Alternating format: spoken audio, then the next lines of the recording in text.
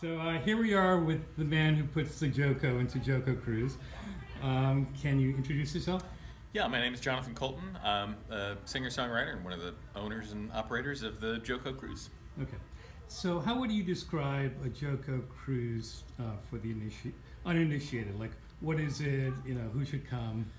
It's, I think primarily it's called the JoCo Cruise because it sort of came from my fan base and was a fan cruise for that. But it's kind of a floating nerd convention / music comedy festival.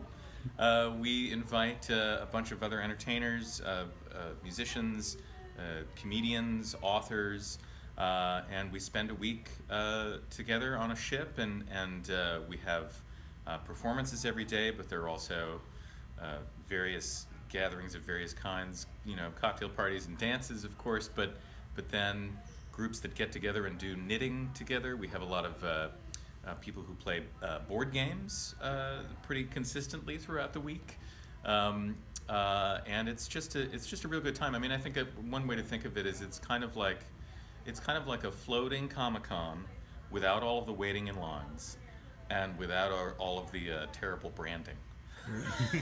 Exactly. And without going into too much detail on the backstory, how's it evolved over the years? So 7 years ago it was 350 fans, Yeah, and now so 1,700, right? Right. We first started in 2011. It was about 350 people, and this year, 2017, is our first full ship charter, and we have about almost 1,700 people, and it's just been an amazing growth year after year. But at the core of it, it's stayed the same. We were a little nervous this year to go full ship because it meant that we couldn't get everybody in the theater at the same time. It was the first year that we've been unable to do that. But it really still feels like a cohesive group of people, and it's the community of people here that make it really.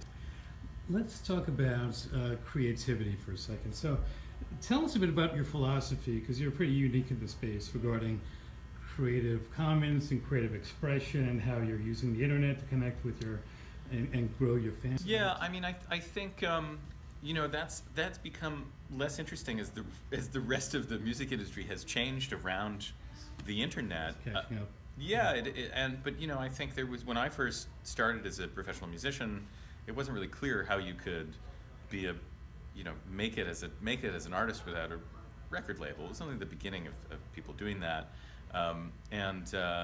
So I've always used the tools that were available to me on the internet, whether it's blogging or now social media, and to stay directly in touch with fans, and for people like me who don't have a enormous global fan base, but in fact a very small global fan base, I can pull all those people together on the internet.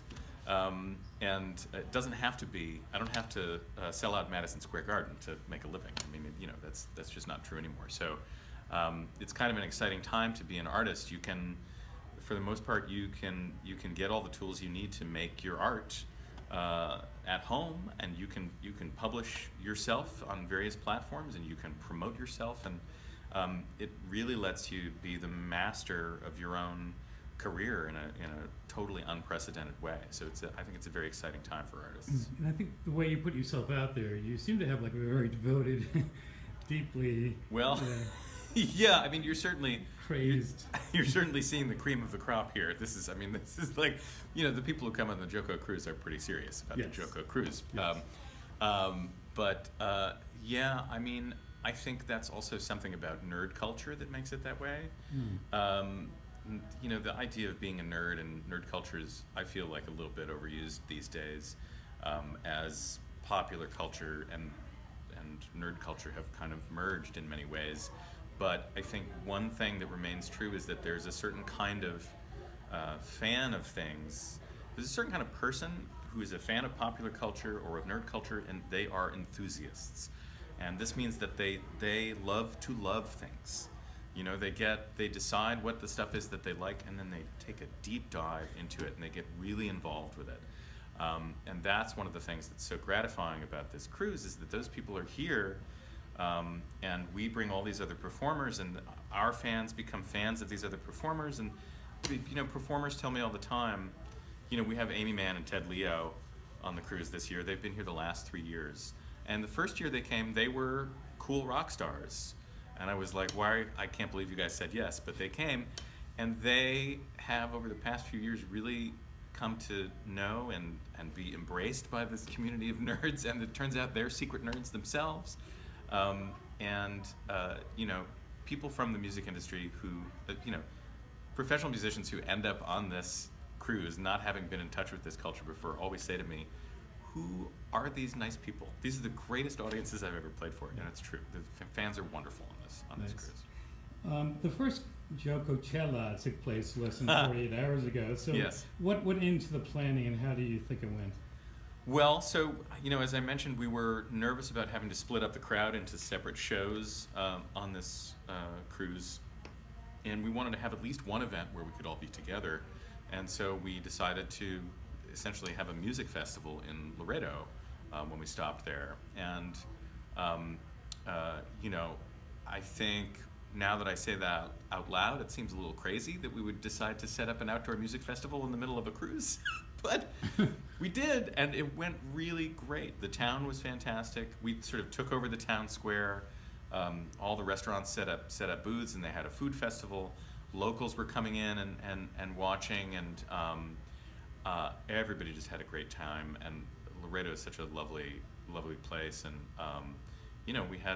we had I don't know 5 or 6 hours of acts on stage, ending with a dance party, and it was a blast. It was pretty amazing. Yeah, it was really fun. Do you think there'll be a second one? I think so. I mean, we haven't sat down to really plan the next one yet, as we're still on this one, but we will get to it very soon. That's one of the first things we do when we get back. We'll rest, and then we'll get together and start planning for the next one. So, I for one, I think it was a huge success, and so I'd like to do something like that again. Okay. Tell us about your new album. My new album is called Solid State. It's out April 28th, and it's a bit of a concept album about internet trolls and how the internet stopped being a utopian society and became a kind of dumpster fire of angry people, and what is next for humanity, and about how maybe technology will save us or maybe it will destroy us, and ultimately the only hope is empathy and love. Not to get too heavy, but I don't have a more boiled down of the version of the album. All right. My favorite TV show of the summer of 2016 was Brain Dead, and it was I don't know if it's coming back again, but it's pretty amazing. So tell us, with your brilliant, funny previously on recaps, how that went. So the Kings, husband and wife team who created and ran that show, were fans of mine from other stuff, and invited me to write so that you have to do the recap at the beginning of the show previously on Brain Dead, and then you show scenes.